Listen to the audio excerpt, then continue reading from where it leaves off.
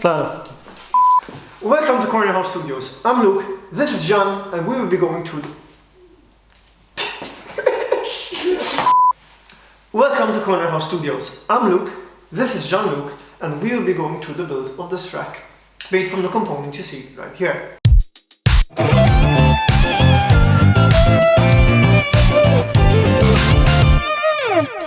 The main purpose of this build was to replace our old system, which featured a PreSonus 1602, which only provided us with 4 auxiliary outs. This system, we will be wiring it up in order to provide us with 6 stereo aux mixes. The 6 auxes will feature 2 wireless in-ear monitors and 4. 2 plus 2 is 4, minus 1, that's 3, quick maths. Made from 2 wireless auxiliary mixes and 4 wired connected to the headphone amp. Basically, the system also gives us a huge element of portability, which basically, as you can see, everything can fit in this 8U rack with a depth of as little as 33 centimeters. Also, it will be giving us a huge amount of control, which enables the musicians to control their own mixes via their Apple or Android tablets. Now we will be going through the components one by one in the order which they will be placed in the rack, starting from the Furman PL Plus CE. So, this Furman is a power conditioner. Basically, it has protective circuits to protect against power surges, brownouts, blackouts, and other electrical mishappenings. You get a voltage meter in the front, and you also get 2 drought lamps which can light up the rack. They're powered from the switch, on-off switch. You get the dimmer as well, and you get 10 plugs at the back, all isolated outputs, so if there's any noise or issues with one unit, it won't affect the neighboring circuit. And you get another one at the front in case you need to hook up a power cord, last minute devices. You also can hook up a lamp at the back, and you get the switch as well for powering up the back of the rack in case you need to adjust or fix something. And in the case of this build, we're going to put it at the top since it dissipates quite a lot of heat. We're going to leave one space open, and we're going to cover it with this grill so that the heat can dissipate and we get circulation of air and ventilation. Next up is the X32. We're going to put it straight underneath the Furman. Reason being, it has no connections in the front. That way, if we have devices like the ART which we need to connect cables to it, we won't have cables passing in front of it, and we leave space to access the screen and the knobs and whatever. So built in the X32 rack version, you get 16 XLR inputs with all independent phantom power. You get AES expandability for connecting another stage box and adding another 16 inputs to it. You get the Ultranet, where you can connect Behringer's own personal monitors, MIDI for triggering lights and synchronizing equipment. You get Ethernet, which in my opinion is the most important for this particular piece of gear, which is connecting the Wi-Fi router. That way you can connect through the tablet and control the unit itself. Which is important for this build, as you will see later on. You get 8 XLR outputs and another 6 aux outs, which can be configured to operate differently than the XLR outs from the software. You get another 6 aux inputs, and you also get an expansion card, which comes straight out of the box. In this case, it's a USB card where you can use it to record multi-track. Next up are our wireless receivers for our microphones. For this build, we went for the Shure GLX-D4 microphone system. As you can see, they come with their handheld, and the neat feature about them is they house their own lithium-ion battery.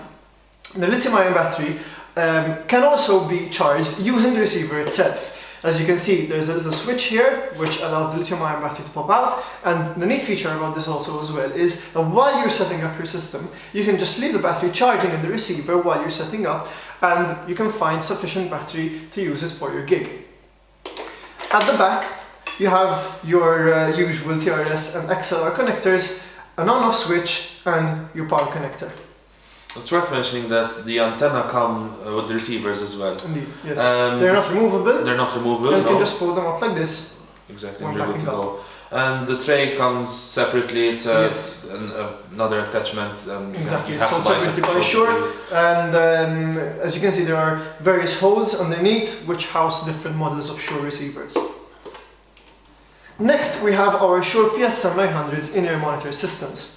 They can be either sold separately or as a set with their own body packs, and even they come with their respective metal brackets in order to be racked either as a single unit in a 1U rack space or as both, as we'll be doing in this build. At the back you have your combi connectors, your loop outs, just in case you want to send the signal to another device, and your BNC cable, which is included in the box, just in case you'd want to fix your antennae in the front for more range. Next up, we have the Headphone Amplifier. It's an ART Pro 6. It has 6 channels of... Next up, we have the Headphone Amplifier. It's by ART. It's the Pro 6. It has 6 channels. It also has a master input that can feed the signal across all channels. You get a treble and a bass pot, you get a level pot, and you get a balance pot that you can either blend the direct signal, the master in with the AUX, or you can use it to balance left and right in case the AUX isn't connected. Okay. You have an output on each channel. You have an output in the front of each channel. Your headphones. Also get another output at the back, and the AUX connects at the back. The last component in this rack is our wireless router. What we did was fixed it to this lid using pedalboard tape, so it won't move around whilst you're actually carrying the whole rack. And obviously this will be connected to the Behringer at the back, which will support, which will provide us with the Wi-Fi network for the musicians to be able to access the mix through their tablets. So basically, to put you in the picture, we went ahead and wired the power supplies of all the individual components that are going into this rack. We didn't film this part because it took around 4 hours and it would have been boring in the time lapse. It's not the purpose of this video, but basically what we used were cable ties, cable tie holders, a pair of side cutters, scissors, and marking tape. We marked the components, the transformers, and the plugs as well, so that when we're wiring we won't get confused. We had to put in the equipment, take the measurements, mark the rack itself, take it out again, and do all the nitty-gritty work. But basically, this is it.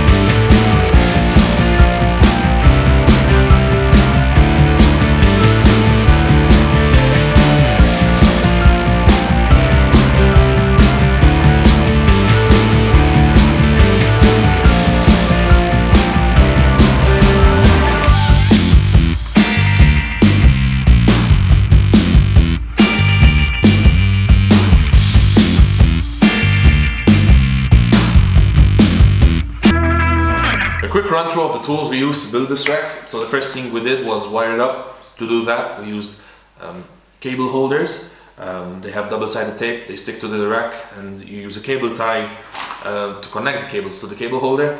To wire up the plugs, I used a multi-tool, I used the knife, the scissors, and the side cutter to do that. And to rack the equipment inside the rack, I used the rack screws that came with it, screwdriver, and an electric screwdriver. To avoid confusion, we used a label maker to label the cables that we had done already. Okay, so on to cabling. For the wireless microphones, we already patched the rear of the receivers and we're left with these two XLR cables. Now for this case, we're going to plug in the one labeled number 1 into input 1 of the Behringer X32 and the one labeled 2 into input 2 of the X32. Onto our wireless in-ear monitors. We have 2 pairs of cables. The first pair, we have both of them labeled 1, and the left channel is marked with white electrical tape. So the first one goes into output 1 of the Behringer, and the one without the marking goes into output 2 of the Behringer. Same thing with the second pair, the only difference is they're marked 2 for the second pair of wireless in-ear monitors. These go into 3 and 4. Now onto our wired in-ear monitors. For this, we will be using a Y jack cable. So, the side with the two ends will go out of aux1 out of the Behringer and aux2. The other end will go into our ART headphone amp into stereo aux input number 1. Same thing with the rest onto the remaining channels that you have available. One quick thing, for those of you who noticed the little red dot on the mixer, it's actually a USB drive in the shape of Spider-Man's head. The mixer can take a USB drive to save presets for future performances. And so finally, after everything is racked and wired up, all that's left to do is power on the unit and you're good to go. All that's left is to switch on the unit, make sure you have signal passing through all your ins and outs, and you're good to go. If you have any questions or queries, please...